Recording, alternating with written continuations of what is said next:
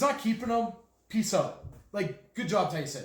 Then, so Matt Clark trades away Merzlikins. Now he's struggling for a goalie. So then he trades for Tuukka Rask.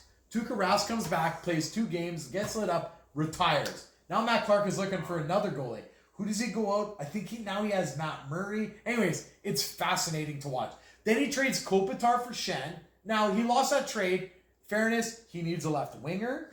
If you have a need and everyone knows it, you're going to lose the trade. You're going to lose the trade. But again... But it has to benefit your team. It has to benefit your team. Like, again, I think you go out, you acquire one of these left wingers for a mid-round pick, and then you trade Kopitar for more. But everyone has their own thing. Matt Clark is new. Holt is new. And these guys, the energy they brought and the trades they made. Remember we chirped Holt for that Line-A trade? And Line-A has been... Oh, he's been on fucking fire. Fire! Did you see that suit he's wearing? Holt!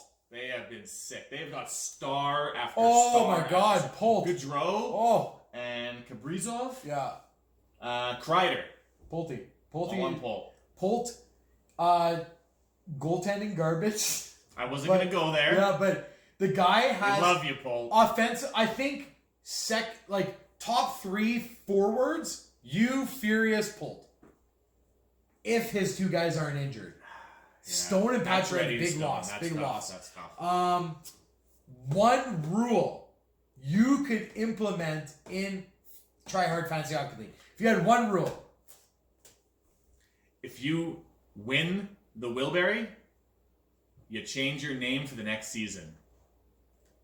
For example, John is leading the category.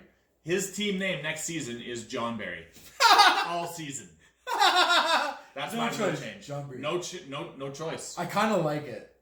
I like it. That's a good... It has to be something and Berry. It's simple. It's simple. Because it's a constant reminder. Interesting. Mine is more in depth. Sorry, guys. I'm hammered. My bad. I'll drink to that.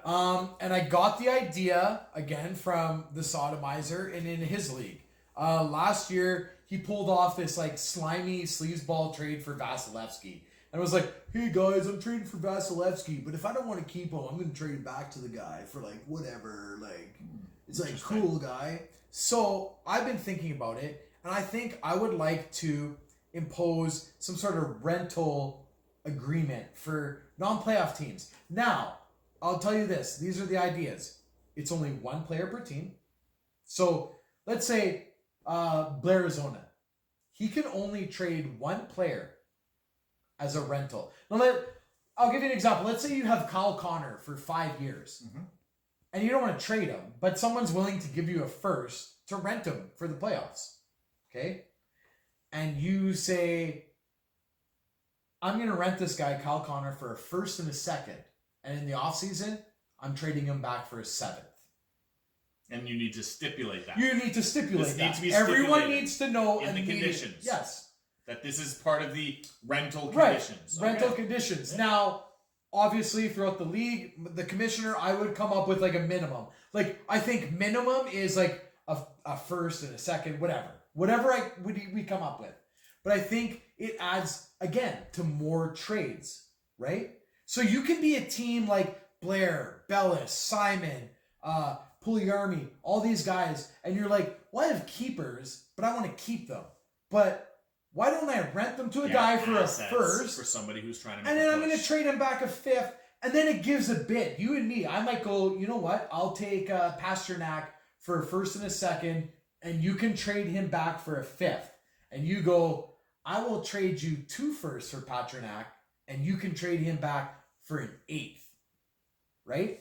So it adds a whole other element. I'd like to see that. It's a huge thing to implement. I've thought about it a lot. Again, Sodomizer came up with the idea. It's cool. We could explore it. 14 GMs right now. Who is the last one to win the championship? I'm going to say Brandon Ellis because he's the last one to join. Interesting. That's why. No other reason other than he's last on the list. Okay. So, my answer is a little I'm biased Chris Bonnerbury is my family. Bonnerbury. Ooh. We share the same name. I mean, let's be honest. This guy has a wealth of knowledge to tap into, right? He made this Draisaitl trade. Now, if you would have asked me this question yesterday, I wouldn't have answered this. But after this Draisaitl trade, I might say him. Bellis has shown a tenacity to make trades, to do what he needs to do. With no direction. But remember you in your first couple of years. That's true. So that's true. Ridicule. I feel like Bellis has learned his lesson swim. by pure... He's made so many trades he's learned. You gotta think, my brother-in-law, he's only made a few trades over the... he hasn't quite learned. And this Draisaitl trade is a huge learning point. And I don't know if he's going to learn it fast enough to be a winner before the other guys. That's my opinion. So I have a question for you then. Sure. Who's the first GM that's going to win 3 championships? I hate to say it, but I think it's Wade. And purely, again, so a couple facts. Wade is the first champion. That gives him a leg up. Good odds. A leg up on everyone else. Second, in my opinion, Wade is the only one who hasn't lost a trade. Mm-hmm. Maybe he's had fair trades, but he has never lost a trade. And third, I just think he's going to be able to continually take advantage of people because he's such a nice guy and a smooth talker. Silver tongue. You know what's funny is I want everyone in the league to have fun and make lots of trades. And, I think if you look at my history, my trades are more fair over the long run than a lot of people. I make a lot of trades, but for some reason I get a lot of flack. Wade constantly wins trades. He's so good and people love him. I love him. I'm calling him to be the next 3-time champ. Fuck. You know what? I'm going to go out of the blue and I'm going to say Simon. What the Simon. Fuck? I love it. Fucking You're winning it. C-Mode. 3 for Simon. 3 for C-Mode. I'm doing it. Holy fuck. Yeah. We should almost start a betting side channel. Matrix? Yeah, for fucking Try Hard Fantasy Hockey League. Who's going to win 3? And guys can put in $5 and fucking get prop bets. Because that's huge. 100 to 1. Yeah, that's fucking huge. Yeah, that'd be it wouldn't be 100 to 1 because the house isn't putting up. I think Simon's fucking $5,000 or $500, whatever the fuck it is. You know what I mean? You get 10 guys betting. Hey, we need some names and some ideas for some extra trophies or awards. Oh, names for awards. I'm almost out of ideas, but if Names you were to guess, the GM of the Year award. Name. My number 1 is the Wade Deerling Memorial Trophy. I love the Wade Deerling Memorial. It's fantastic. But I think it's hilarious. I also I love the Wade Deerling. He's living. Let me say that. He is the first champ. He's the first champ, and we're giving props to the first champ. But so I love the idea. When I first heard it, I was on board. But the more I think about it, I'm like, he has his name on the champion of champion trophies first. It's the championship trophy. It's not the Wade trophy. Interesting. Well, this year it is. Not for long. It's up for discussion. So, percentage-wise, how confident are you that you're winning this year? I'll be honest. I'll be honest by saying my confidence was much higher last night before I saw the trade this morning than it was this morning. My confidence significantly dropped when I saw that trade. How so? You got one of the best players on the planet. So in a 7-game series, if the Oilers are playing, you win that game. Yeah. Essentially... I'm going to say that I am 85% confident that I will win a championship within this year or next year. 85%. To give you a little story, Furious and I are in a league, I think it's year 10. A few years ago, after I had went back-to-back, he had won a championship. And then during that season, I traded him Ovi and Malkin for a bunch of fucking picks.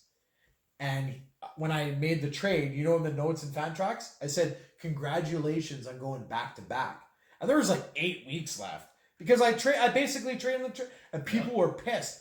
But it was I was getting firsts and seconds, and basically Jody gave up a year or two to go, and he did. He was the second back-to-back champ. Good for And him. I think some people aren't willing to give that up. Like, they're not willing to pay the price. I think Sodomizer, you fucking cardboard motherfucker, you're one of them. You are not willing to give up the price to win a fucking championship. He doesn't need to right now. But he sneakily got us. Before everyone understood what was going on, he fucked us. Before I understood how the league worked, I Yeah. traded him my McDavid. Well, we all knew how the league worked, but we didn't know someone was gonna. We didn't know someone was gonna slime fucking ball cuck us and do that. You know what I mean?